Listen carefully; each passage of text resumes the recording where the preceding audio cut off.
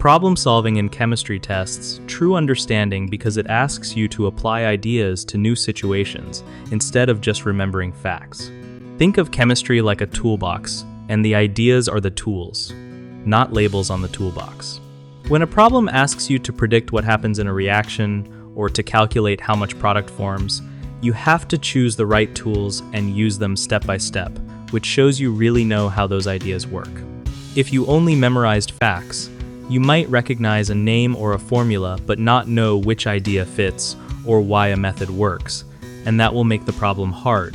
Applying ideas means connecting concepts like conservation of mass, electron transfer, energy changes, and concentration to explain or calculate an outcome. Working through a problem forces you to think about why each step makes sense, not just what the answer should look like.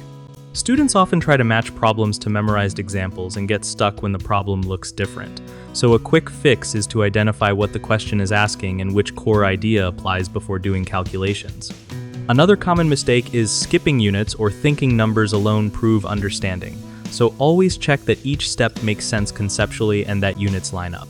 Some learners assume complicated problems need complicated formulas, when sometimes breaking the problem into smaller parts shows a simple idea at work. So try solving simpler cases first to build confidence. Visit www.gumballdegree.com for more videos and resources to practice applying chemistry ideas through problem solving.